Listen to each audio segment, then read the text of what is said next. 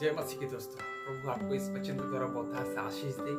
लूका रचित सुसमाचार उसका 15 अध्याय उड़ाव पुत्र के बारे में बात करती है। और ये उड़ाव पुत्र एक ऐसा पुत्र था जो अपने पिता से, जिससे उसने कमाया नहीं, जो धन को उसने कठिन मेहनत करके कभी प्राप्त नहीं किया, वही अपने पिता से मांगता है कि पिता मेरे भाग में जो कुछ आता है आप मुझे मेरे भाग दे दीजिए। और पिता उसको उसका अंश दे देता है और वो उस धन संपत्ति को लेकर बहुत दूर चला जाता है। और बाइबल बताती है कि वो सारे धनों को कुकर्म में उड़ा देता है और बहुत दिन ना बीते थे कि उसके धन समाप्त होने के बाद उस देश में अकाल भी पड़ता है। और अकाल पड़ने के कारण उसे भूखमरी का सामना करना पड़ता है।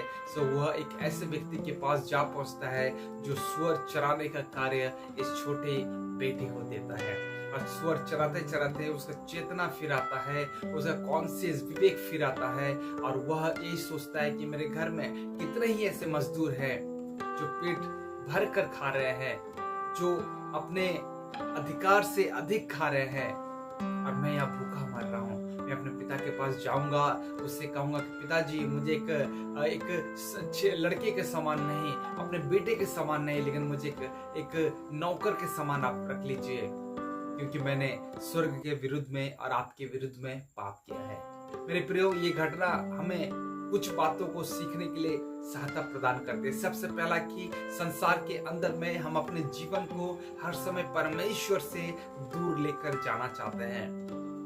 हम परमेश्वर से आशीषों को प्राप्त तो करते हैं, हम परमेश्वर से बहुत सारी बातों को प्राप्त तो करते हैं, लेकिन सबको प्राप्त करने के बाद हम परमेश्वर से दूर चले जाते हैं, जैसा कि छोटा लड़का किया।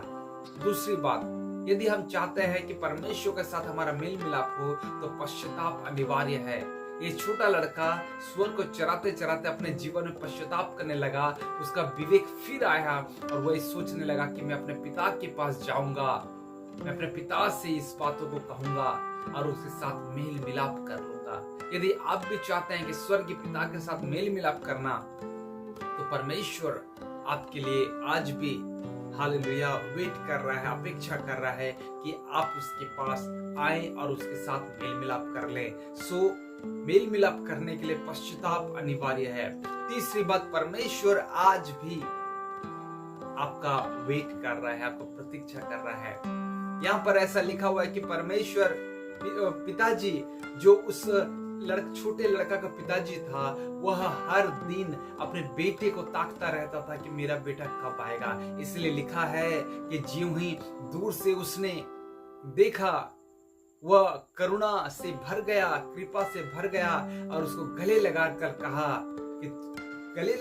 कहा कि मेरा यह बेटा मर गया था और अब जी उठा है, ये खो गया था मिल गया है, इसलिए इसके लिए अच्छे से अच्छे अंगूठी लाओ, जूता लाओ, वस्त्र लाओ और घर के अंदर में पला हुआ जो कुछ भी उसको मारो ताकि हम आनंद मनाने पाए।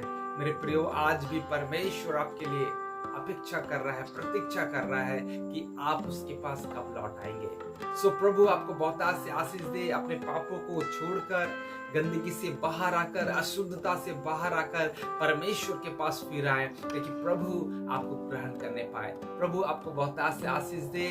God bless you. मैं आपके लिए दुआ करना चाहूंगा। दयालु प्रभु, मैं प्रार्थना करता हूँ जो भी इस वचन को सुन रहे हैं, प्रभु उनके हृदय के अंदर में बात कर, उनको ब्लेस कर प्रभु, उनके जीवन के सारी जरूरतों को प्रभु जी तू स्वर्ग से दे और हम सारी बातों को प्राप्त करने के बाद हम प्रभु जी तुझसे दूर ना होने पाए। पिता साथ प्रदान कर, पश्चाताप दे, आपके साथ मेल मिलाप करने के लिए अनुग्रह दे। यीशु के नाम से मांगते हैं, आमीन आमीन। परमेश्वर आपको बहुत आशीष दे। God bless.